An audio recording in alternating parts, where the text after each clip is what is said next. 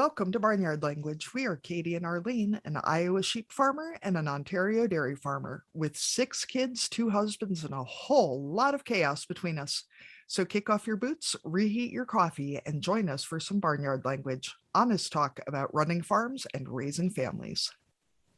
In case your kids haven't already learned all the swears from being in the barn, it might be a good idea to put on some headphones or turn down the volume. While many of our guests are professionals, they aren't your professionals. If you need personalized advice, consult your people. Welcome back to another episode of Barnyard Language. Thank you for joining us again today.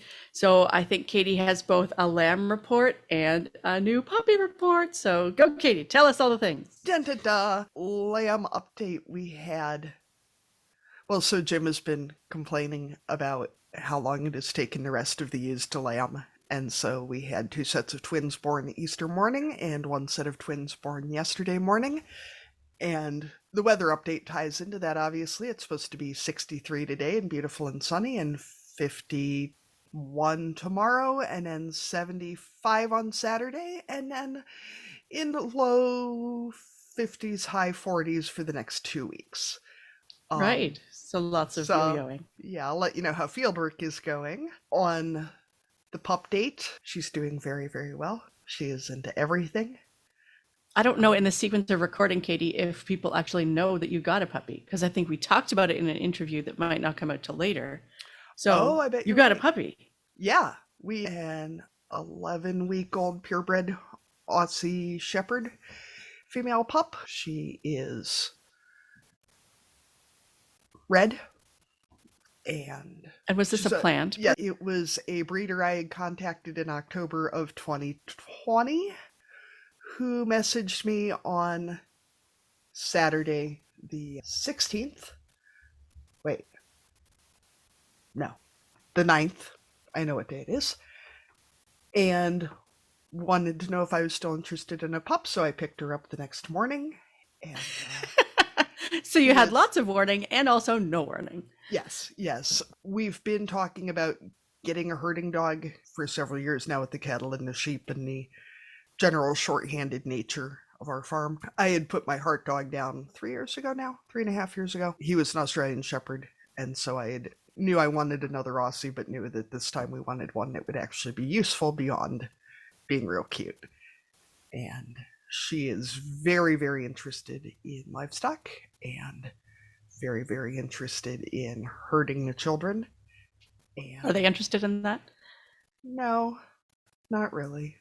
But they're becoming accustomed to it. And we're getting signed up for basic obedience classes.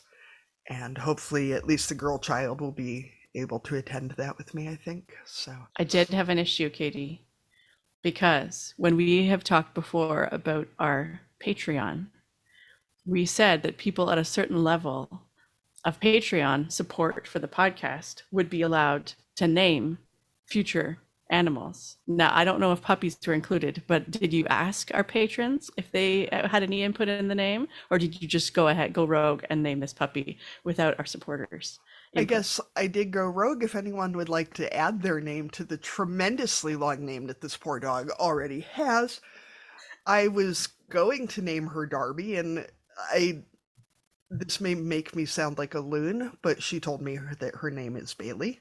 Oh, she can talk. I called her Darby and she just ignored me. And so I just started working my way through a list of names because, especially for working dogs, you need something that has a very clear sound and is easy to yell. So I named her Bailey. The girl child named her Tracy. The boy child wanted to name her Combine and then realized that his sister really likes unicorns, so he changed his vote from Combine to Unicorn. And then, of course, her last name is Palmer, so the poor dog's name is Bailey Tracy Combine Unicorn Palmer. And if any of our patrons... That rolls off the tongue. You really can easily yell that in the field. It really goes quite nicely. So if anyone would like to contribute to the Patreon to get their chance to add another name to that. Or we can name a bunch of lambs. Yeah, I mean, we have plenty of lambs to name. We have some calves to name. I've got 2 ducks and 2 chickens brooding nests right now, so that's probably like another 30 or 40 animals to name. God, all the people who want to sign up and support the show are going to have lots of naming Yeah, opportunities. there's no need to fight, guys. There's plenty of animals for everybody. So get on over to patreon.com/barnyard language and sign yourself up. The sooner you sign up, the sooner you'll be able to pick what animal you're going to name. And Yeah, you get your for an first extra choice. price, we might just let you rename Bailey Tracy Combine Unicorn Palmer. Yeah, we'll add another tier. Yeah. So, Arlene, how are things going in your world? You didn't let Things are anybody name your dog good. either. So, I did not, but I think he was named before.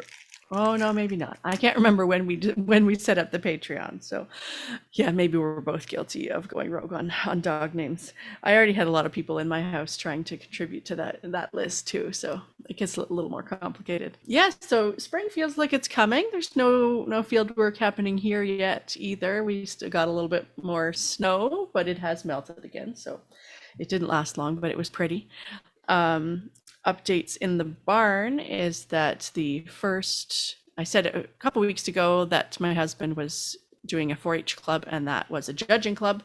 And then this week, the first dairy club meeting happened. So that means that we're getting closer to show season starting. So my husband and daughter have been setting up pens and a new feeding schedule for their show string, and it looks like we're going to have 7, possibly 8 4-H calves from our farm this year. So they try and set them up separately with an outdoor run, and they're in a separate feeding program to make sure that they look good. Yeah, so that'll be 3 of our kids and then some extra kids who don't live on farms. So that'll be a little bit of extra work and lots of calf training, but it's a good experience for everybody.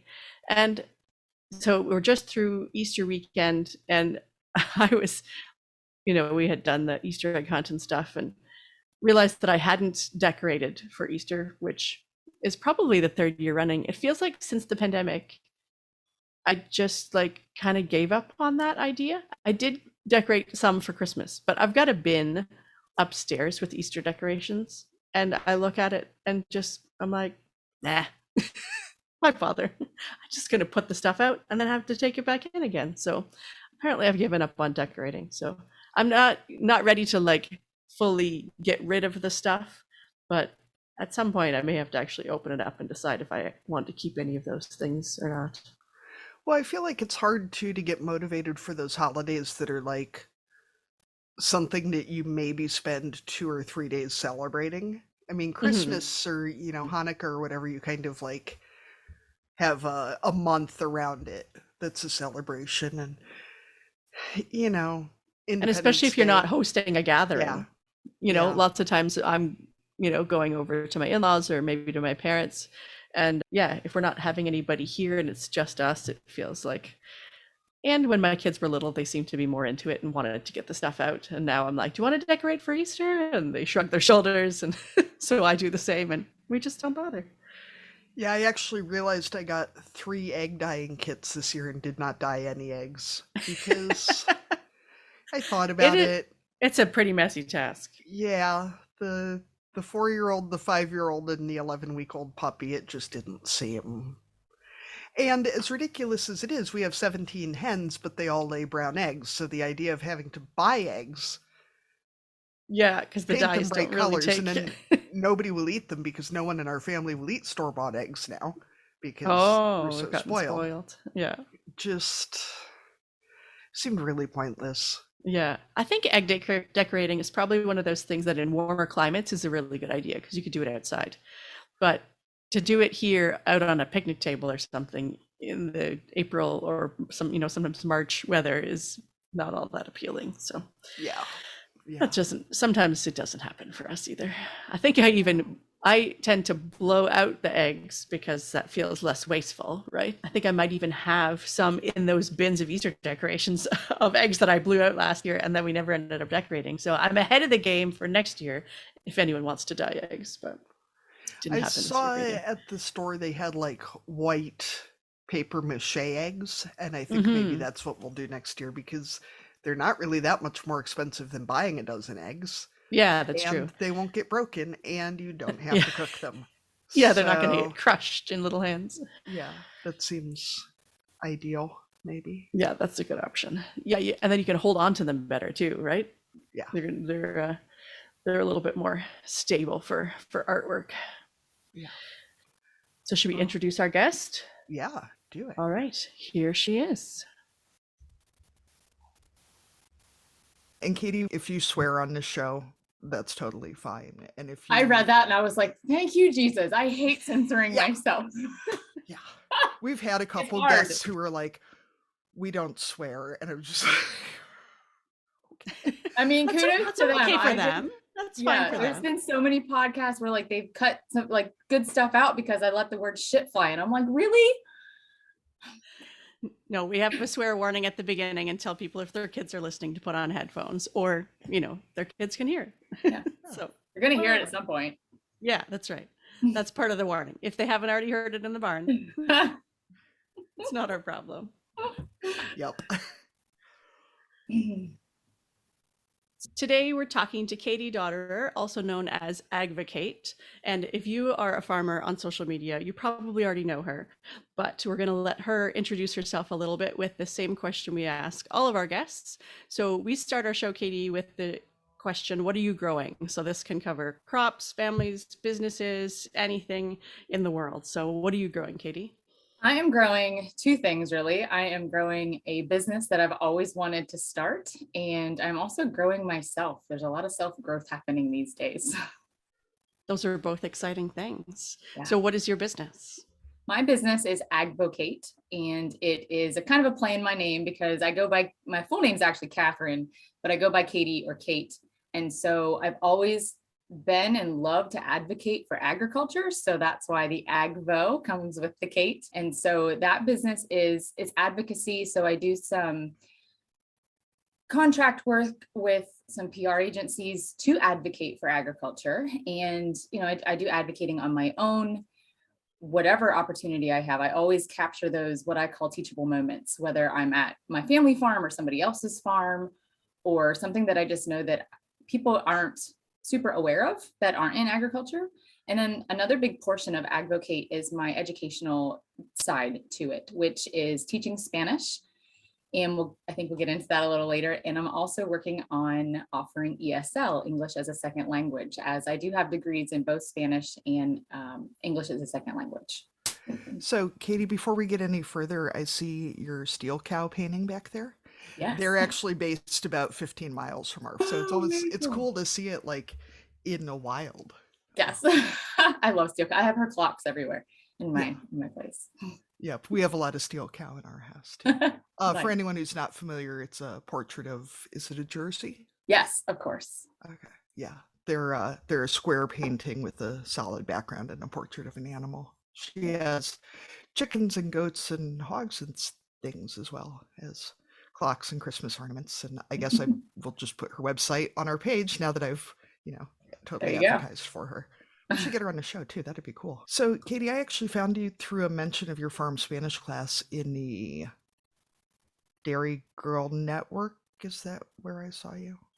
Maybe. I don't like to. I don't know. Okay. I saw a mention of your farm Spanish class. And how and when did you realize how crucial this class is for farmers? So I knew there was this need, right? There's this big communication gap. And we talk about all the time in ag about the communication gap between consumers and farmers, which that is still there, still viable, still growing, unfortunately. But there's also a communication gap within agriculture, as 80% of the workforce in ag in general speak Spanish. We depend heavily on immigrant labor to get the farm chores done every day. And I know some people don't like to hear that, but that is the reality of our agriculture industry here. And the ag industry would be severely crippled if we did not have people coming in to help do these jobs that, I'm just going to say it, most Americans don't want to do. And so there's this huge communication gap. And, a lot of it was, okay, I just don't know how to communicate. Well, I've been seeing this for years and I'm like, okay, I went back to school for Spanish and it didn't even kind of put two and two together. I just wanted to learn the language more. I actually started learning it in third grade. I was 8. My third grade teacher, she wasn't a native speaker. She just had this program called Muzzy, and Muzzy it's a cartoon and they do different languages. And she just thought it'd be cool as a brain break, like, you know, in the middle of doing fractions or whatever. And so I learned how to count to 10 in Spanish, and I learned simple words and like, como está, like, how are you? And so that year, this is how much of a nerd I am. I asked Santa Claus that year for a Spanish book, and I got one with a cassette. I'm dating myself now, I realize that, but I was so excited. And it was like one of my favorite toys that I got for Christmas that year. And I remember that's really what I played with. I'm using air quotes there, but because I remember the morning after Christmas, I came downstairs and my mom was eating breakfast, and I was so excited because I had my first sentence in Spanish, and I go, soy un oso. And my mom's like, oh, okay. Like, I have no idea what you said, but it sounded great. And so I said it again. I said, soy un oso. And she's like, what are you saying? And I'm like, I am a bear. That was my first sentence. I am a bear. The book was all about like teddy bears and whatnot. So anyway, I took Spanish in high school and I liked it, and my teacher was a fantastic person, but I was kind of let down because the teaching methodology that she used, it ruined it for me. So I only took 2 years in high school, and then I went back for it actually when I was a first generation farmer. Don't ask me how. I was taking classes in between milking cows. But anyway, I really started noticing this communication gap, and it's like, why are we not learning the language of the people that are here to help us every single day? So I decided, you know what, let's try this. And so my education classes right now, they're just Spanish, but like I said, I am working on the English portion for Spanish speakers to learn English. And I do tutor right now a gentleman every week. Actually, our appointments tonight, it's a lot of fun. You don't realize how difficult English actually is until you start teaching it to somebody that is not their native language. So the Spanish classes, they have been a lot of fun. They've been very successful. I just finished my winter course. So I've been doing this for about 3 years now. And it was my biggest class ever with 53 students. And my students are from California to Delaware. I've had a few Canadians, and they are farmers, they are veterinarians, they are pharmaceutical representatives, they're people that are nutritionists. I mean, you name it. And they're not all in dairy. They're throughout agriculture. So it's been a really fun experience. And I'm always learning because there's so many different dialects in Spanish. So one of my students will say, well, one of my employees says it like this. I'm like, okay, cool. I'll add it to the list, you know? So I learn along with my students, but I get to teach them the basics. Like, we're putting sentences together by week 3. It's very exciting. Well, and I think it's so great to foster excitement about getting to talk to people instead of it being, oh, I got out Google Translate and got close enough. If 80% of your employees speak a different language than you do, that's on you to learn it. At least enough to be able to communicate. Do you know how much respect you can garner just in a short amount of time? And I'm not asking you to be fluent. There's no way you're going to be fluent just by the 8 weeks of my course. And I do offer 2 courses. I do a beginner's course and then an intermediate. And you're still not going to be fluent because it's up to you to really, you've got to practice it. You have to use it. When I taught in the public school system, we have this saying, if you don't use it, you'll lose it. And that is so, so true, because it's something that you just have to keep practicing. And so I still have students that come back to me, and again, they're all adult students, and they're like, hey, Katie, I found this app, and like, I think I've really improved. And the best thing is, now that we're starting to come out of this pandemic and I'm going to in-person meetings, I have and I don't get to know every one of my students because it's all through Zoom. They're all online. And so for a student to come up to me and be like, hey, I was in your class, and I'm like, oh, do you want to practice Spanish? It's really fun. So the town that my kids go to school in has a packing plant. So we have an unusually high number of non-native English speakers in my kids' school. I want to say close to 80% of the students are not native English speakers. But one thing I hear a lot is, well, those Mexicans are in town. So how do you approach education regarding the cultural differences? Because a lot of people legitimately don't seem to understand that speaking Spanish does not mean that you're Mexican, and looking Hispanic does not mean you speak Spanish. We have a lot of folks here who speak a lot of other dialects, and they might speak some Spanish, but it's not a lot. So I'm wondering, how you encourage folks to learn more about the culture and just the cultural awareness differences. Yeah, cultural awareness is huge, and it's super important. And I actually build that into my curriculum because there's no sense of just learning the language without learning some cultural facts and differences, and people need to like, and I actually wrote an article about it because I was so tired of hearing, and I get it, some people just don't know, but educate yourself, you know. So I hate, one of the things I hate the most is when, and it'll be a farmer, they'll be like, oh well, I have such and such, I've like 15 Mexicans, and I'm like, first off, you don't have anybody, this is not modern day slavery. Two, I asked the one farmer, I said, oh, so they're all from Mexico? And he was like, well, no, I don't think so. I said, then they're not all Mexican. You can't do that. And this is me, this is my opinion. And this is an example that I tell people. I'm like, that's like calling me a Canadian just because I'm white. Like that's not okay. That's not okay. And so when you start to explain to people the differences between Mexico and Honduras, it's like, you know, if somebody's from Honduras, they're a Honduran. And they're going to get very offended if you call them a Mexican, rightly so. I mean, people are very proud of their nationality and where they're from. And so cultural differences, we need to be just more cognizant of what comes out of our mouth. One, another thing is I don't think people forget or maybe don't know. There's a distinction between nationality and language. I had a banker once tell me, the Spanish come in here all the time to cash their checks. And I'm like, are they from Spain? And she's like, well, no, they speak Mexican. And I was like, oh my goodness, no, Mexican is actually a nationality. Spanish is the language. You know, and I'm not going to school you in a rude way, but I'm not going to let you go either, thinking that what you just said was okay. That's called respect, really. I mean, if you really get down to the brass tacks of it, it is respect.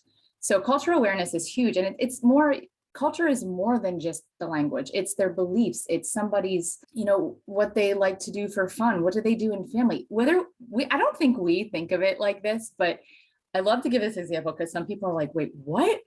We have cultural differences in our different towns and cities in our states. So for example, I come from Central PA, right? I should know more Dutch, I think, than anything, but I don't. But I grew up, I'll never forget, I had told a friend that I made a mess on the floor and I said, go get the sweeper. And she said, the sweeper? So she brings me a broom. And I'm like, what are you doing? That's a broom. She's like, well, you said to bring a sweeper. And where I grew up, a sweeper is a vacuum. It's a vacuum cleaner. We call it a sweeper. That is an example of a cultural difference. So we have them. We just I don't think sometimes label them as such.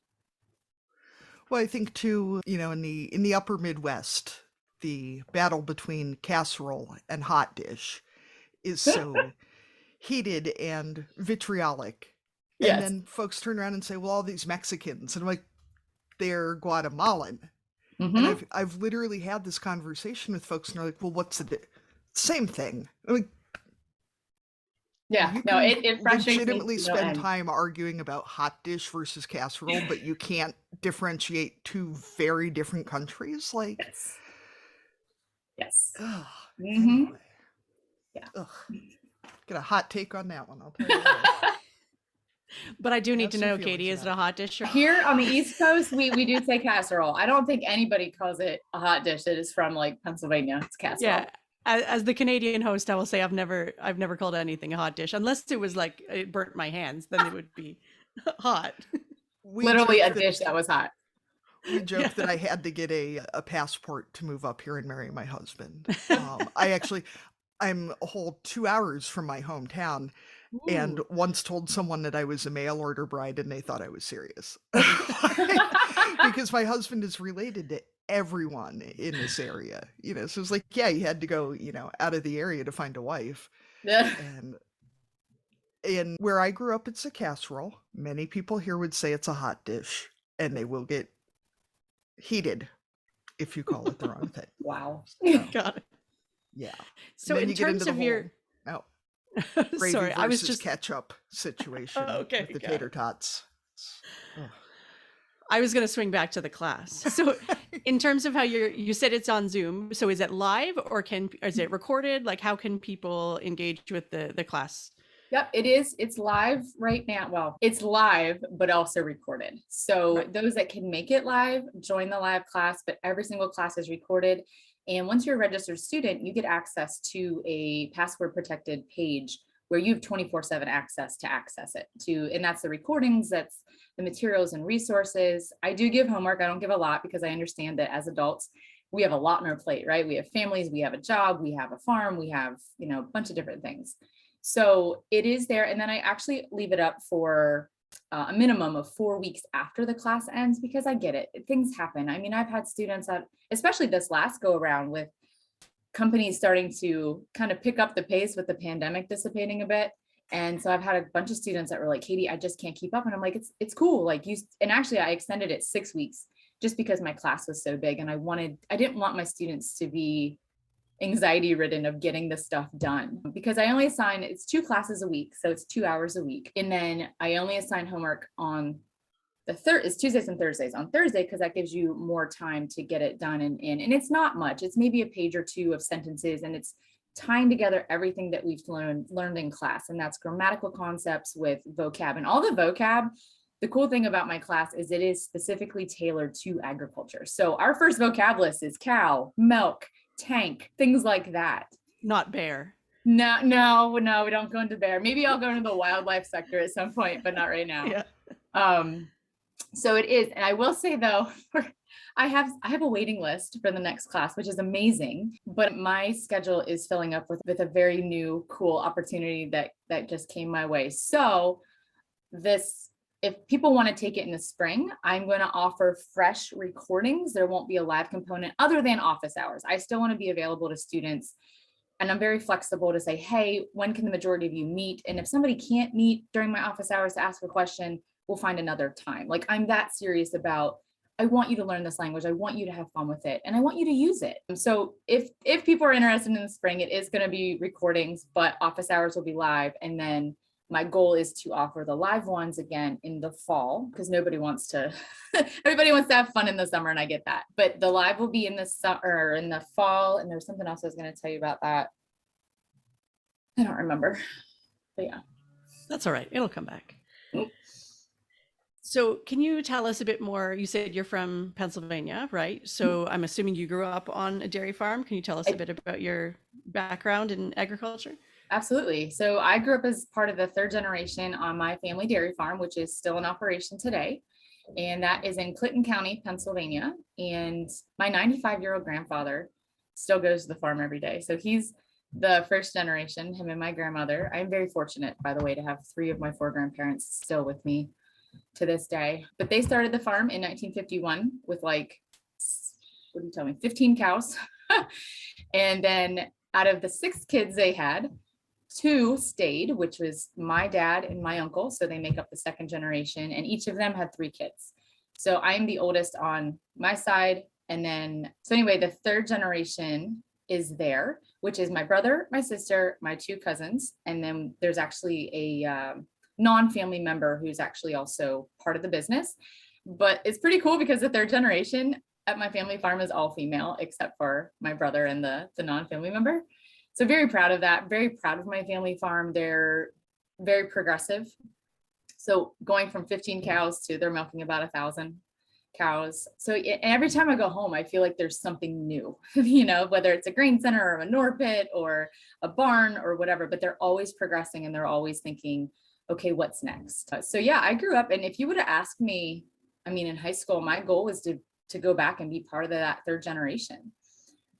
But that didn't happen. I was back. So my dad had a rule that if any of us 3 kids wanted to come back, we had to work elsewhere for a year. By the way, fantastic rule, because you learn how not to be the boss's daughter, right? Like, you have these great experiences. So my brother went out on a harvest crew out west. My sister went to France. She studied over there. And I took a job. So my first degree is in business management and marketing. And then I took an internship, which turned into a full-time job for a year. Actually, down here in Gettysburg, I worked on a large dairy, a robotic dairy, for a year. And it was actually a year to the date. I was actually going to stay a little longer because I was learning things and I was comfortable. And my dad called and he said, are you ready to come back yet? So yeah, I just looked at the calendar and the day start. Pretty much. So I went back, and I was back there for a year and a half. And if anybody is listening to this and knows or is involved with a family business, you know how complicated and how difficult it can be at sometimes. And yeah, we just didn't see eye to eye on some things. And it's really mainly at that point, it was my one cousin and I. And it was funny because right after I left, we became really good friends. And so that has been a really that's my silver lining of leaving, if you will. So that's that. So I left, but I left to become a first generation farmer. And so I don't know what I was thinking. Some days I was 23. And while most of my friends were getting loans to buy houses, I was getting a $300,000 loan to buy 90 cows.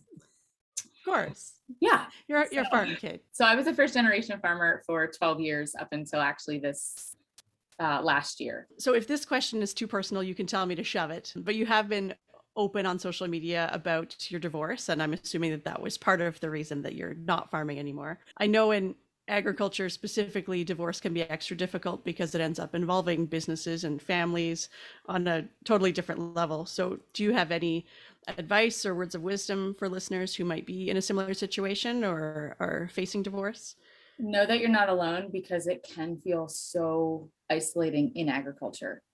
Divorce is hard enough, but then you put all the stresses of agriculture on that. And for me, as a first generation farmer, there was a point where I didn't even recognize myself. I was so depressed. I just wasn't myself. And my friends kept telling me that, but I couldn't bring myself to leave because I'm like, no, I helped build this. I was a 50-50 owner.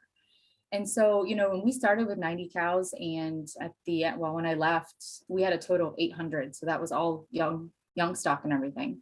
And we were milking 420 cows. And you just get to the point where your happiness is worth everything. I lost a lot. I had to walk away from a lot. I could have fought for it more, but my happiness was at stake. And that's what I really wanted, because it took a while. It took 3 years. I mean, if you ask my really good friends, and they were with me, they stood by me the whole time. And I will say that's a huge thing. That a big piece of advice is a support system.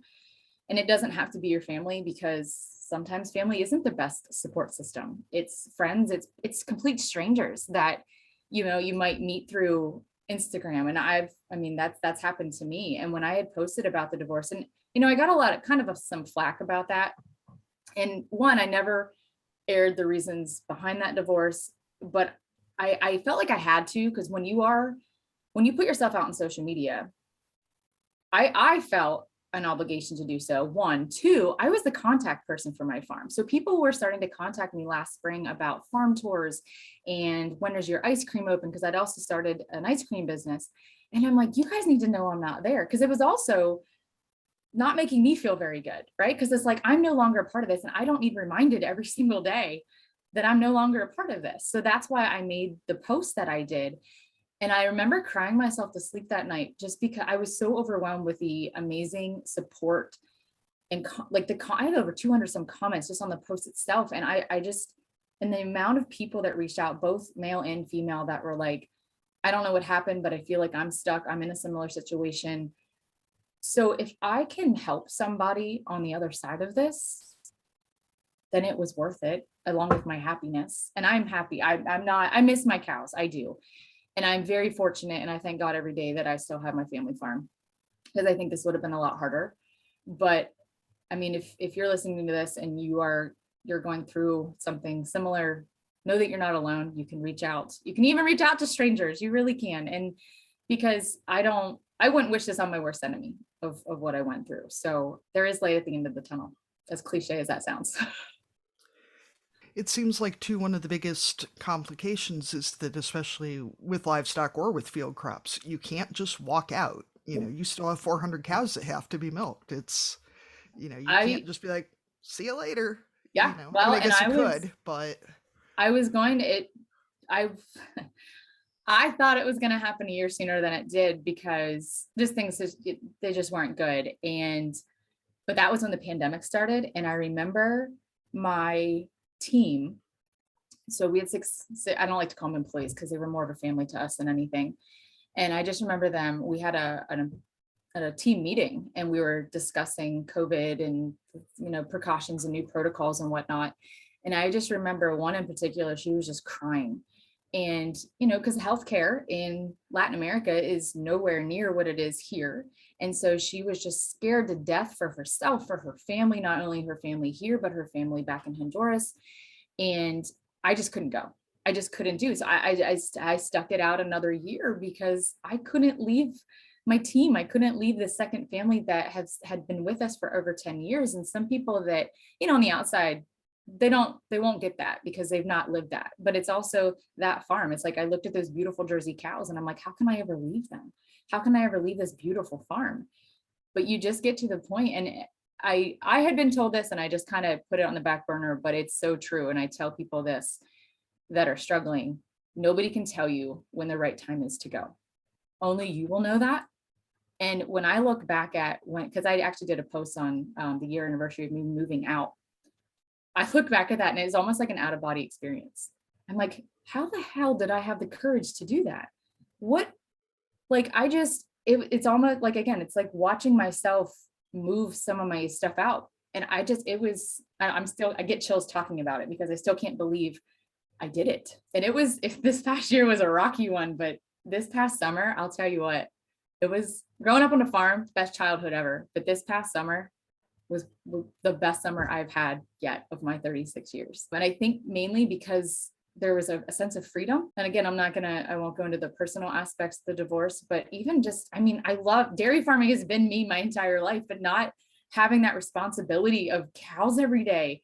I go dancing once a week, y'all. Like I could never do that before. And I just met so many great people here in Gettysburg. And I found a second family with my line dancing group, and my neighbors around here. Gettysburg is fantastic. If you've never been, people find it weird that I call this place, because everybody's like, why Gettysburg? This is a place that brought me peace. And I know, and so people are like, that's weird because you're surrounded by battlefields. And that's another thing I will say, your happiness is worth everything, but so is peace. Having that internal peace. And I don't know how else to explain it, to be honest, but to get out of the toxic environment I was in when I was still there, I would come up here. I'm only 35 minutes actually from the farm. And I would just come up here and walk and walk and walk and walk. And I just loved it here. So when I found this, and it's very hard to find any place to rent or buy in Gettysburg because everybody wants to live here because it's such a cute little town and I walk everywhere. So when it came available, I was like, this is my sign. I got to go. Sorry, to answer your question, I feel like I go on tangents. No, that's perfect. And I mean, even the way you talk about it, you said earlier you're growing yourself, and I can hear it in your voice, like you're coming into your own, and it's clear that, that you're ready for the change and you're embracing it too. I have to share this with you. So all these years I've been known as an advocate, right, for dairy, and I've done some amazing opportunities in the past to do that. But I was Katie Daughter Pyle, the Cow Comfort in Dairy. And I remember when I told my parents that we were getting a divorce, my dad was like beside himself. And I was like, what is going on? And he's like, well, like, you're just going to have to build your whole new identity. Like, this is who you are. And my mom actually told me, she's like, I had to remind your father that you grew up on a dairy farm. You didn't marry into one. You have been a dairy farmer your entire life. You know this lifestyle, you know this industry.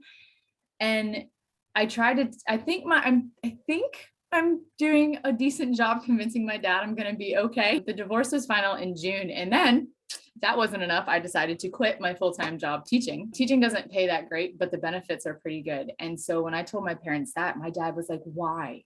Why would you quit a full-time job that, gives you a steady paycheck every 2 weeks? And it had a lot to do with certification in the state of Maryland and also the COVID thing. I mean, it was a mess. The school systems are a mess right now. And I just had this desire in me. And I'm like, no, I want to grow AgvoKate. I want to grow this. And if I don't take this year to do it, I'm never going to do it. And you know what? I might fail, but give me the chance I wanted to give myself the chance to, if I fail, okay, I can go, I'll go work for somebody. But right now, let me do me. And my parents, if they listen to podcasts, which I'm glad they maybe don't, because I've said this on another podcast too, but if they knew how many job offers I've turned down in the last 6 months, they would be appalled. But I want to give myself this chance first. And so far, so good, knock on wood. Well, and you're never going to get a better opportunity, Right. when you're not responsible for feeding cows and you're not, Yep. just I was do it. stretched so thin. I had 5 side hustles in addition to teaching and farming just to help put food on the table. And I don't have to do that anymore. So can you I know I saw a blog post, but can you sell us on the importance of full fat milk, especially for Mhm. children? I saw your whole like made a video and everything, and I am a strong believer in full fat dairy for kids, especially. As a full grown I am adult, here for it. I drink a gallon of full fat milk every week. Every week. I I was think really there's waiting for you to say every day. Like I, I was I really wish I giving you could. I wish I breakfast. That's no, straight beast a week. mode It's right just there. me. No. No, full fat milk is super important, especially for children. And I think we forget that because a lot of people want to blame the obesity problem on full fat dairy. And it's like, that's not the problem, which I could go down a rabbit hole of what I think what causes obesity in kids, but it's not full fat dairy. I can tell you that. Kids need that fat to grow. And here's something that a lot of people don't know is that full fat milk is 3%. So if you got your 1% milk, your 2% milk, whole milk is just 1% more. That's it. There's really not that much more fat in it. And it's more filling, it's more satisfying. So kids aren't going to, reach for that bag of chips or something unhealthy if they can have that dairy, which also has protein. It has like 9 other essential nutrients and minerals that you're not getting with a juice or water, really. So, I mean, milk is kind of like the gold standard in my book. And obviously we all grew up in milk. And when I go to people's places for dinner or whatever, or even out to a restaurant, it always surprises me, and maybe it shouldn't, but as a kid, we always had milk, always, always, always at supper time. Lunch, it was you could have juice or water or whatever, but I don't know. It's just, and I still do that. I still have a big glass of whole fat milk with my dinner. And I work out a lot. And so the protein is really important for me, and especially at night, because then I'm not up at 2:00 in the morning in my freezer eating Ben and Jerry's ice cream. So it's I very think important. too, I mean, since I've already taken a firm stand on cultural exchange and the hot dish versus casserole, full fat tastes better. Let's just Yes. face it. Like, if you've ever eaten that fat-free cheese replacement crap, Life is too don't short. bother. Yeah. Life is too short for fat-free You can cheese. cut fats out in other places. I mean, just for me personally, I don't drink soda. I don't eat chips. I'm just not a fan. And soda, I think people forget too, the empty calories and things like soda. I don't drink a lot of alcohol, which is why I'm a really fun time when I do, because it doesn't take much. I kind of want to go visit Katie now. I love Gettysburg, and the fact It's a that good she time. apparently, one drink and some line dancing. Yeah, the dancing every week sounds great too. Yeah. Yes, And I'm also a total lightweight now. So I feel like we're going to make a great team. Yeah. And it saves a lot of money because, if you don't need 5 or 6 drinks to get going, it's saves you something. All right. So our questions are all out of answer now, or out of order. When I was going through your social media, I saw your blog post about not being allowed to go back to the farm. We've had a lot of friends who've really struggled with this, that, one kid stayed and one kid left, and then the kid who left came back and was just part of things again. And that is, as a parent, I understand it because you want your kids to come back to the farm. But as a farmer, that is so shitty and unfair. So I'm wondering how much transparency there was with your family that this is the way it was going to be if you left and then wanted to come back, or how much you knew about their decision-making process before it became a thing. So I don't ever remember when I left. I don't remember anybody saying to me, "Hey, if you leave, you can't come back." That was never said to me. But I also knew. So when being raised on the farm that I was raised on, and in the beginning I said it's very progressive, and they're not just progressive in how they have continued to build the businesses. Really, they have a couple other businesses within the dairy, but they've also been very progressive in protecting the integrity, the structure of the farm, whether that includes family, but that also includes the 40 people that they employ. They're a bigger employer in the county. And I don't have to tell you guys how much of an impact farms make in communities, especially in local communities. So with saying all that, we were raised with my dad wanted us kids to know from an early age that farming is a business. It is not just taking care of cows and planting crops and harvesting crops. It is a business first and then a farm. And to be honest, too, when I talk about the economics of farming with some people, again, I think, and this goes back to the big communication gap between consumers and farmers, is people just want to envision us as, I don't know, in overalls and a straw hat and a piece of wheat hanging out of her mouth and frolicking through the fields. That is not what farming is. Y'all know That's that. not how you guys farm? No, I wish it I'm gonna have was. to, like, go back and I You know, almost put and- on overalls this morning. That would have been embarrassing. And I hate that profit is like a 4-letter word in agriculture, where if we talk about profit for any other business, it's fine. But agriculture, oh, apparently we should be milking cows for fun. We should just be milking cows for the charity of feeding people, which, don't get me wrong, that is the best part, in my opinion, about farming, is you get to be at the humble beginnings of somebody's meal, right? But we also have to make a profit. We have to be able to continue to stay in business, not only for the health of everything that we're doing, whether that's crops, cows, whatever you're raising, but also the family, also the people that you're employing. And so knowing this and growing up with this mindset, and Dad was never he wasn't shy about the financials of the farm. Now, I mean, we were kids. So I just did a post actually about feeding calves with my brother and sister every day after school. I was in first grade, and it took forever and a day because we used sand buckets. And I should do an experiment because I forget how many of those equaled 1 5-gallon bucket, but it's a lot.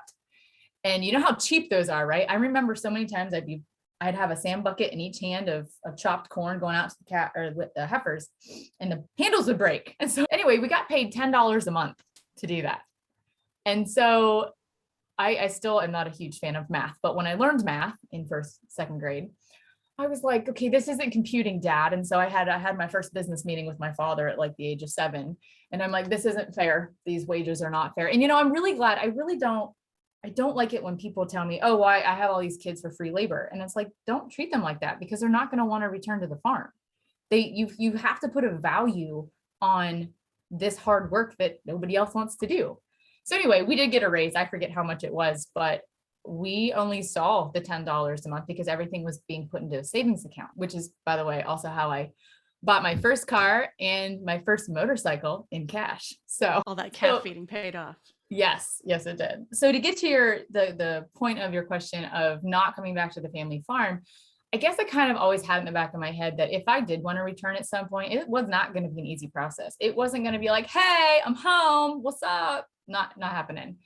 And so if you haven't read the article, when I was in a really bad shape back in 2017, and I was filling my dad in on some events at that time. And he said, well, what are you going to do, Kate? And I said, at that point, I'm desperate. Like, I'm about to lose everything, or so I thought back in 2017. And he said, I said, well, can I come home? And he said, I don't know. He's like, I'm going to have to run it by the family. And my family meets every Thursday. They have a family meeting every Thursday, which I think is awesome because, I mean, communication is huge in any business, especially a family business. And yeah, he called me back after that family meeting and said, we voted that you nor your oldest cousin, who's also off the farm, cannot come back. And so I took it pretty hard, but I was only upset for like 24 to 48 hours because, one, I wasn't grown up. I didn't expect my family just to take me back. Like, I knew that this is a structured business and they've had a succession plan in place for years, which some farms don't. And I cringe when I hear that, because I was like, all this hard work that previous generations have been putting into the farm, why do you want to just squander that?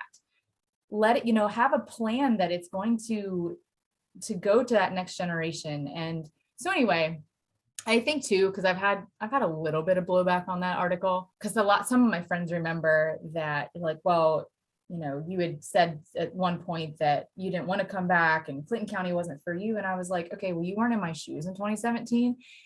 And like, I can't even explain to you the mental state that I was in. Let's just say it wasn't good. And so you get the blow of what was happening in my personal life, and then the blow of my family doesn't even want me back. That it's not a good feeling. But again, I feel like too, you have to have a stronger mindset too, because I'm like, okay, well, what's plan B? Because I can't go home. And when I ask that too, I want to just clarify this. I wasn't asking to go back full time. I was just asking to go back to get my feet underneath me to then, go on to whatever I was supposed to do. But it didn't happen. And that's okay. I really am a firm believer in everything happens for a reason, and that door shut. And I was like, okay, well, gotta find the one that's open. And that wasn't it. Yeah, and I mean, I'm sure that if it was a situation, it wasn't that you couldn't, you know, go to your parents' house and, like maybe live with them for a while, or, like that they wouldn't support you in other ways. It was Right. that this business structure it can't support you right now. And Well, that's a viable, that's a real answer, right? Like yeah. we And need to be honest about our businesses and what they can support and what they can't. And sometimes if families try to take someone in, I mean, we've also seen situations where they, welcome someone back and it goes really badly.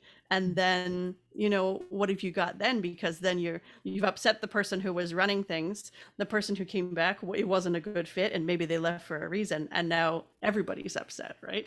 Not right. saying that would have been the situation, but I mean, like you said, a business is a business, and we have to treat them that way. When people, especially a lot of locals, were like, oh my gosh, your family's so heartless. And I was like, oh my gosh, no, listen, look at the structure of the business. You have two kids from this side, two kids from this side. If I came back, it's completely upsetting the apple cart. And so when they voted that I couldn't come back, they were like, okay, well, if Katie can't come back, then Jen can't come back, my oldest cousin. And that was equal. That's fair, right? Now, I will say too, another saying my dad always drilled into our heads was nothing is more constant than change. And so when I wrote that article, I had called both my sister and my cousin. I wanted to pretty much get their blessing, because I'm like, look, I've been wanting to put this out here for a while because I keep getting asked, or people just assume that I'm back home. And Amanda called, she was fine with it, but then she called me like 30 seconds later and she's like, hey, because it wasn't done, but she said, I really think you should put in there. She said, there's nothing to say that we won't, revote on this and make future decisions. And I was like, yeah, totally. Like and that was actually part of the closure and we've had discussions already of, okay, Katie and Jen, like if you guys would come back, what do you think you would do? Like we've talked about it. There's not been any type serious conversation, but there's been talk. And so I'm happy doing what I'm doing right now. And as I love my family, we're still very close. But as of right now, like today, I have no desire to move home. I'm enjoying what I'm doing right now and growing my business and enjoying beautiful Gettysburg. I think there's so much to be said too for the emotional freedom of having a clear plan and having a clear, not just a succession plan, but a what if plan. My husband and I, our kids are the fifth generation on this farm, and they're 5 and 4 in just a few weeks. And we've talked about, what are we going to do if neither of them wants to take it over? We're older parents. I'm 40, my husband's 43, had to think about it, and so having that conversation about what do we do if they don't want it? Because I don't want to force them to take it. That's not a real healthy place to be. And we had already agreed that the health and the integrity of our family comes before staying in business farming, and that's just where our priority is. And so I think it's so good for families to have that discussion sooner rather than when all hell breaks loose.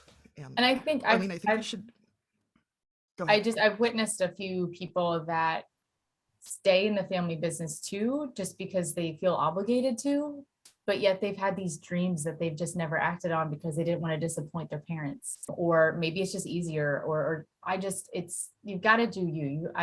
One of my sayings right now is una vida. It means one life in Spanish, because we only get this one. What are you going to do with it? Yeah. And you can't live someone else's life for Nope. them or someone else's dream for you. I think too, sorry, Arlene, I think we should get Katie's family on, because to hear farmers and dairy farmers, especially because y'all are crazy, Yes. seeming I'm a to- dairy farmer, so she's saying to that not to me too. only accept but embrace change. I mean, my pet peeve that I've been very open about is that my least favorite phrase in the world is "this is how we've always done it." Mhm. And if I ruled the world, we would be done with that phrase. Yes. So seeing any farmers who are embracing it and planning for it is really nice to see, because I'm it's going to actually- happen. Yeah, I'm giving a keynote next week, and my speech is titled "Silos and Silver Linings." And the silo part is that it's a comfort zone, right? How many of us are in our silos, and especially in dairy, where we don't really venture out too far? And so I talk about whether you're forcefully shoved out of your silo or you voluntarily leave it. It's scary either way. But then the silver linings come into play. It's like, okay, well, what's a positive that I can make out of this negative situation? And I could list a bunch of things that has happened, but with not having a dairy anymore, this was my first winter that I didn't have to go out in the flipping cold to thaw water pipes or water buckets. And I was not mad about it, although it did feel weird. But yeah. We're going to have to cut that so you don't end up on a bunch of people's shit list. Yeah, You're gonna have probably people good. sending you hate mail. Honestly, though, I dare almost you. called up. I'm not far from a large dairy farm, and I almost called them to be like, "Hey, y'all need help?" Because I actually have offered my time to a couple farmers around here because I miss harvest. I miss harvest so much. So I drive truck. You don't need a CDL in ag. Well, when you're hauling ag commodities in a specific mile radius. So I had one farmer that was like, "Yeah, I could totally use you to haul some grain." He didn't end up needing me, which was disappointing, but that was okay because my schedule was filling up. But yeah, I miss it. We get folks out here who say, I'd love to come stack hay. I haven't stacked hay in so long, and most of them never come back. But you take them folks up on do it? show up. Yeah, we've had a couple folks that have come back and helped again, so that's always nice. So, Katie, it's clear that you are excited about agriculture. What excites you about agriculture going forward? What's firing you up about being involved in this industry? One, the amount of people that are beginning to have more of an open mind about Spanish and learning Spanish in the industry, but also technology. I can't say too much about it, but I am working on a very fun project about technology in agriculture using augmented reality, which is not the same thing as virtual reality. So I actually just did a video shoot this past Saturday with Penn State about this technology and how it can immensely improve agriculture. And so I'm just really excited to see where that goes. And I'm a very impatient person. So I'm like, can we speed this process up, please? I'd like the reality now. Yes, please. I'm very high energy, if you can't tell. And so I want things to happen now, and I want them to happen at like a pace that I want them to happen at, but it's fine. I'm trying, I'm learning that too. But at technology and agriculture is, we're always kind of, like I said on that video interview, was we've really been ahead of the times with technology. I mean, our cows had pedometers before humans did, right? Yeah. That blows people's minds. But I'm like, yeah, dude, we had Fitbits on these cows when I was like 12. But the technology that keeps evolving, I think we're just going to see agriculture take off with it. But of course, we need funding, and there's a lot of education that goes into that too. So technology is probably the biggest thing I'm excited about. All right, so Katie, what's next for you? That's a good question. What is next for me? So I obviously still want to keep growing AgvoKate and myself. And I did sign a contract, so I feel like I can talk about it now. So for 3 years, I've been doing Spanish I say specifically for the dairy industry, but people in ag as a whole have been taking it, and it's been very helpful and useful. But I'm also going to be branching into building curriculum and teaching Spanish classes for the swine and poultry industries. So I'm super excited about that because I get to learn. Like, I love learning. And one of the biggest parts of that, the most exciting part for me, is meeting new people, and it's meeting different farmers and learning about different sectors of agriculture. Like, I'm going to learn so many new terms in Spanish because it's not just meeting with the owners or producers, right? I also want to meet with the workforce, because whether you're from Honduras, Guatemala, Mexico, wherever, there's different words for everything. So I'm really, really excited to put that together. I also love to travel. So I have some places on my travel list to to knock out. One of those is actually coming up very soon in May. I just booked my ticket last week. Oh, Where are you headed? Oklahoma. Yeah. Wow. Yeah. Listen, I was expecting waiting that for it as to a be bucket list. I was I waiting wanna for go it to to be somewhere Spain. exotic. Well, I did just get back from Puerto Rico. I absolutely love going to different countries, but in Puerto Rico with COVID and everything, it was just a better option at the time. But yeah, I definitely have more exotic places on my list, but Oklahoma for more of a, I'll just share it with you. I'm named after my Aunt Katie, who I'd never met. So we both share the same name, Catherine. She spelled hers with a C. I spell mine with a K. And so my mom always talked about her. She was my mom's favorite aunt, but I never met this person. And I don't know, I just have this thing where I just feel like this connection with her. And my uncle, who was a hellion apparently growing up, he's actually my second uncle, would be sent out to Oklahoma every year to go to Aunt Katie's ranch. She had a turkey farm because he was just such a piss pot to deal with in Pennsylvania. So I heard all these stories growing up. So anyway, I'm going out to Oklahoma because I want to research my Aunt Katie. I want to see where her farm was. I know it's developed over right now. She was from Medford, Oklahoma. So if you have any listeners that are near that place, I just love meeting new people too. But her grave site's out there. I just want to learn more about her and where she came from, like the person that I was named after that my mom loved. So, and then I have a friend in Kansas I'm going to go see, and this is crazy. I've never done this before. I bought a one-way ticket because the cool thing with my job, especially building the curriculum for now poultry and swine, no matter what, everything's online. So as long as I have Wi-Fi, my laptop, and if I'm teaching a whiteboard, which I have a travel whiteboard, I'm good to go. So, I mean, people are like, wait, are you not coming back? And it's like, I'm coming back. I just don't know if I'm going to fly, if I'm going to drive. This is the freedom that I've not had. Like having a dairy, I don't have cows to rush back to. So I'm going to take this time, and this is part of my self-growth. And I've always wanted to do this, and darn it, I have the time to do it. So I'm going to do it. Good for you. So yeah. Applauding. So, yes. That's yes. very exciting. So, I love traveling, and growing the Spanish business into other sectors of ag is super exciting. And I keep talking about it, and it's finding the time, but creating those English as a second language courses, because every time I go to promote my Spanish classes, I get somebody from the Hispanic community. They'll DM me, PM me, and be like, hey, can you make an English class? So I know there's definitely a need for it out there.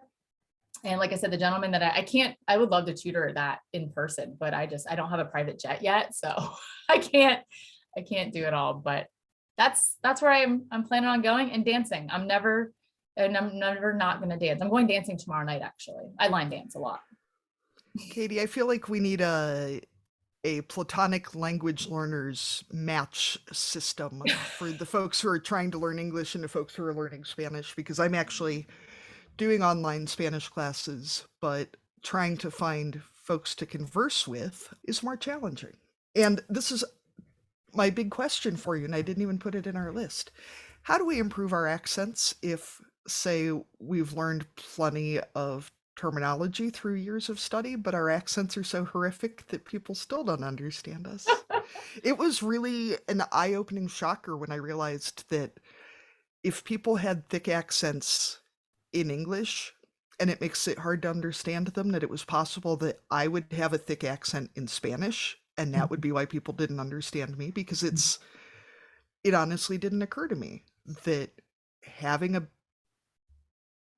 thick accent, I was about to say a bad accent, but a thick accent would legitimately make it hard for people to understand you. It does. And my biggest piece of advice for that is listening to it. The more you listen to it, the more your brain is going to make those connections. So it's going to start coming out in your speech. And it does take a lot of practice. When I went back to college for Spanish, you can't just do Spanish. And I was grateful for all these. I didn't like them at first, but they were linguistic psychology classes. And it was fascinating, the science behind when you learn what we call an L2, which is your second language, in comparison to your L1, your first language. And so the brain connections that happen when you are learning a second language is phenomenal. So listening to that, and I just found some really cool podcasts. They're very short. They're 15 to 18 minutes long. One's Coffee Break Spanish, and one is Un Día en Español, One Day in Spanish. And what they do is you'll hear a story, And stories are one of the best ways to learn a language, but they break it down. They talk slow because Spanish speakers talk. They say we talk fast, and I'm like, no, y'all talk really fast. But the more you listen to it, the more it's going to come out in your speech when you practice it. And the first thing I thought of when you said accent, so I was in Puerto Rico in January, and one of the best, I call it a compliment, when my Uber driver was taking me back to the airport, and I always ask a Spanish speaker, ¿Puedo practicar mi español contigo? Can I practice my Spanish with you? Some of them say no because they're like, yeah, I don't have the patience, which I'm like, I totally get. I respect. It's fine. I actually had a guy in a cafe there. I was like, yeah, no. I'm like, okay. He's like, I speak English. All right. But my Uber driver, I'll just have a drink then. yeah. My Uber driver is like, yeah, of course. So I'm speaking Spanish with him, and he asked me where I'm from, and I tell him, and he was like, oh. I was like, did I disappoint you? And he said, I just, that was in San Juan, which is a very touristy part of Puerto Rico, which, by the way, I stayed in the southern part among the locals, which I love. I was only in San Juan for a day and a half, and that was enough for me. But anyway, so this Uber driver, he's like, he meets and sees so many people from so many different places. And he said, I'm sorry. He said, I really thought you were from Argentina. And I was like, really? And he said, yeah, you have an Argentine accent. And I'm like, I like you. And I gave him a bigger tip. I actually went to Oaxaca several years ago for a language immersion program, and I had so much trouble because people wanted to speak English with me to practice their English. And I'm like, that's great. And then I started meeting all these people who had family members who had come to Iowa to work. So, I used that in the ag sector.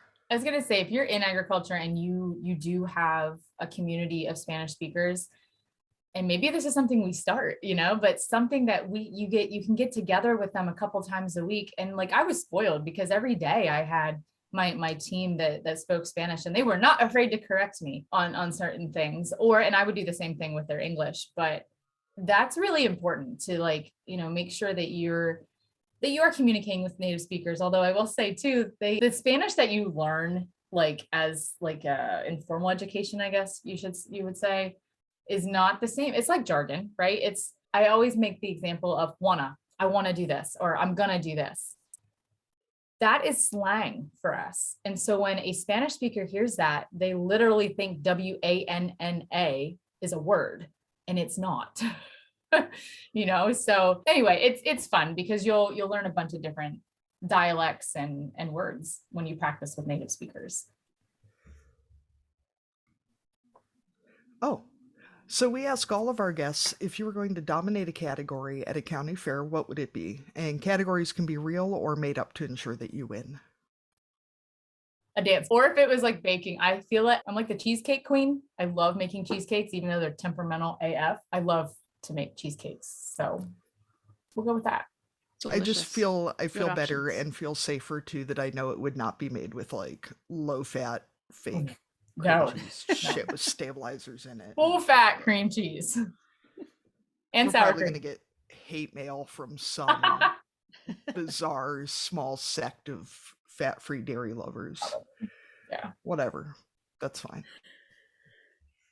So our next segment to the podcast is our cussing and discussing segment, Katie. So this is, Katie and Katie, this is where we can cuss about something that's been going on or discuss something. It doesn't have to be negative. We recently registered for an online platform called SpeakPipe, where listeners can leave their cussing and discussing entries. So if you go to www.speakpipe.com/barnyardlanguage, you can leave us a voice memo there, or you can always send us an email at barnyardlanguage@gmail.com, and we can read it out for you with whatever accent we choose. So, Katie, co-host, I'm going to ask you, what are you cussing and discussing this week? So, Arlene, I have a Cricut cutter. Okay, I was going to say, do you have a Cricut in the house? No. I might. Craft Cricut. Which reminds me too, if there's a lot of background noise in this episode, I'm sorry. We weaned calves and we have a cows in heat, so it's real noisy out back. And I had purchased some Cricut tools, little accessory things, like a year and a half ago, and then promptly they disappeared. And I've been ripping my office apart, ripping my sewing room apart, thinking maybe I hallucinated having these items. I haven't been able to find them anywhere.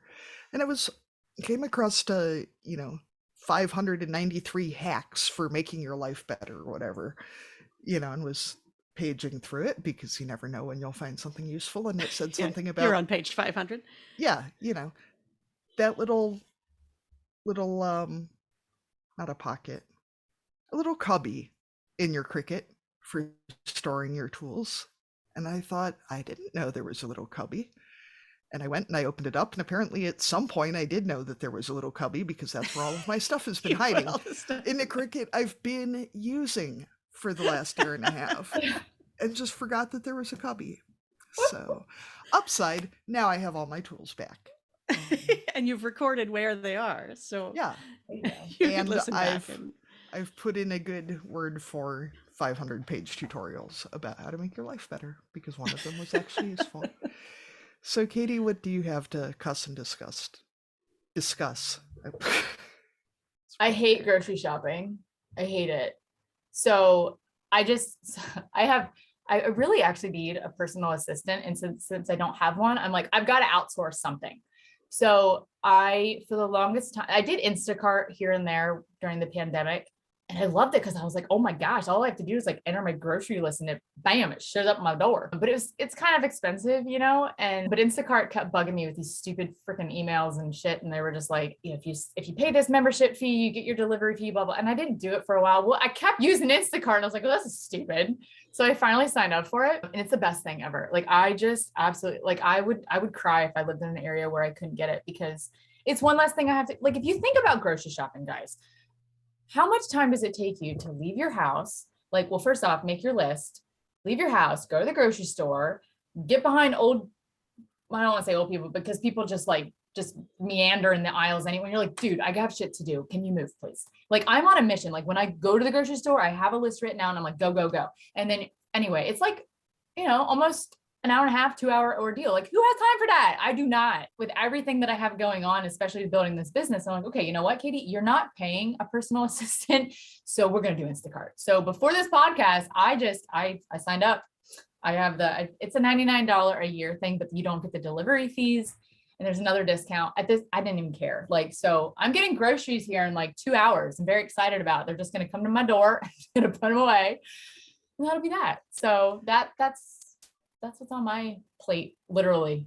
And I hate cooking for one, by the way. But yeah, I love it. Absolutely love it. I have to say too, we, living in a small town and we're 20 miles from Walmart, so no Instaplate here. But no, you don't. No Instacart. Instacart. Yeah. No. But when we go to like Walmart or whatever for groceries, that's where everybody runs into everybody else they know. And so there's just like clumps of people in every aisle. And I really feel like we ought to designate specific aisles they can stand around in, or like, go stand in the tuna fish aisle. Nobody needs that anyway. Like, don't stand in front of the bread. Don't be that person. Yeah. As much as it annoyed me at the beginning of the pandemic, so our grocery stores still have the directional signs on them. And I'm okay with that. Because if we're all going the same way, at least I can pass you.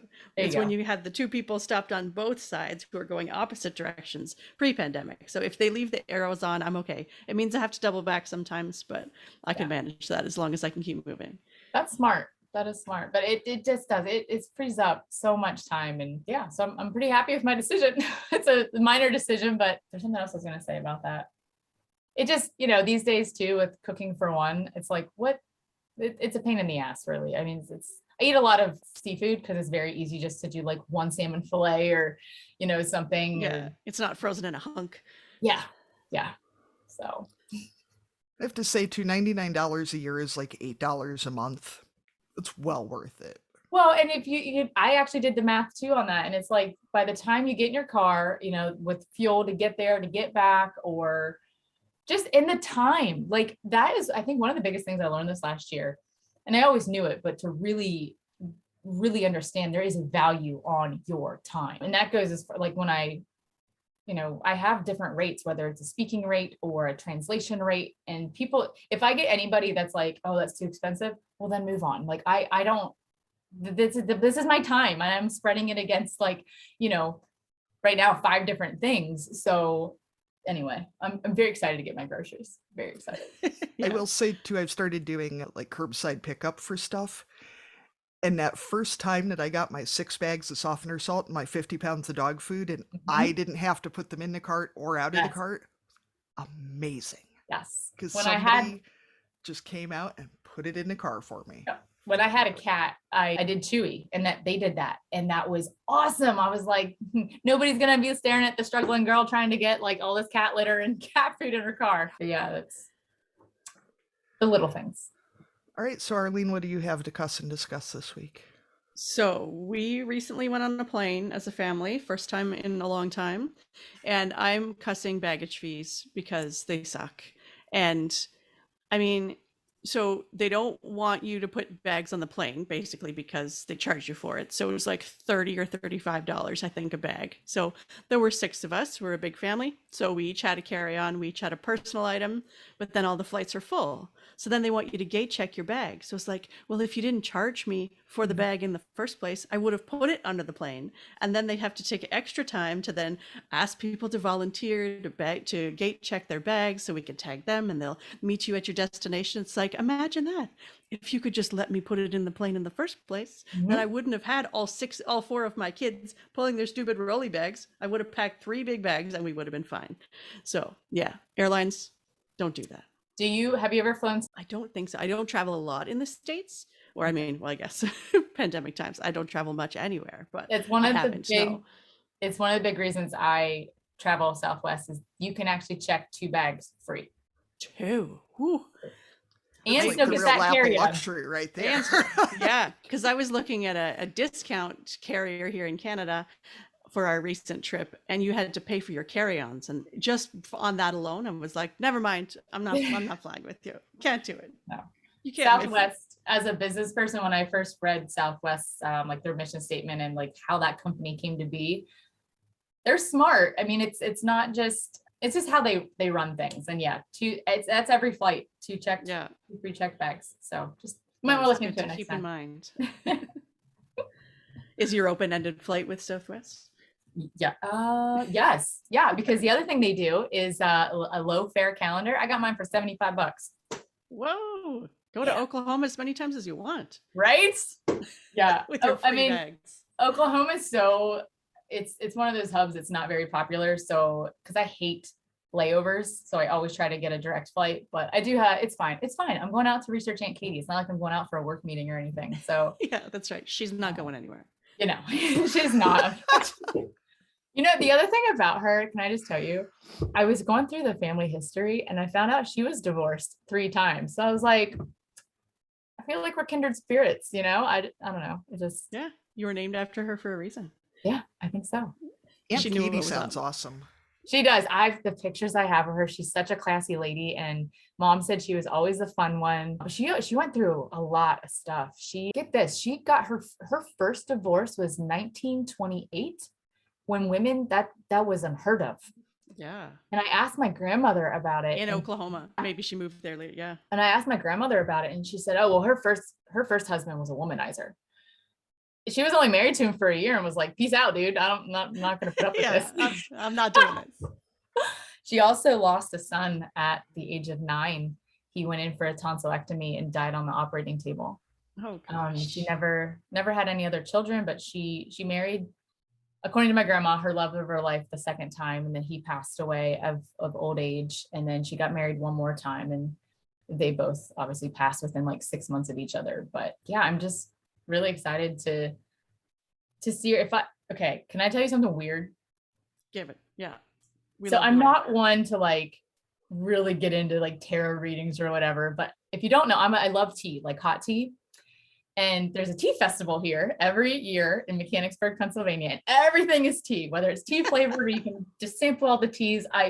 I tell people think I'm British because they're like, you love tea way too much. And there's an art to brewing tea, and that's a whole different podcast. But my friend went with me, and we just, for shits and giggles, we decided to get our tea leaves read. So I'd never heard of this. So, but it's like tarot reading, right? And so you take a sip of tea, and then they read the leaves that leaves in your cup. It's kind of dumb, whatever. So again, for shits and giggles, it's just a festival. Well, she's reading my tea leaves, this tea leaf lady, very eccentric lady. And she said, she put her hand on her heart and she said, you have 2 guardian angels. I was like, just 2? Because I feel like I need more. And Are she they put- on duty all the time? right? Yeah. I do stupid shit. But she's like, the two that are watching over you constantly died of something to do with something here. And when she put her hand on her chest, breast cancer runs rampant in my family. Like I already am, I'm pretty sure that's what I'm going to go of, because like almost everybody in my family has had it or had some type of scare with it. And my grandmother's had it 4 times. She's still with us, thank God. But I'm like, okay, well, it's somebody with breast cancer. So I'm thinking about this, right? So the next time I go home, I ask my mom about it. Well, grandma knows everything. She'll be 93 next month. And she said, I said, Grandma, what did Aunt Katie die of? And she said, heart disease. And I was like, huh, I didn't tell her about the tea leaves because she would have thought I was like crazy, but I don't know. That's why I'm like, maybe that's why I feel like this, like I just need to go see where she lived, and she was a farmer too. So Yeah. Figure out the connection. yeah. That's exciting.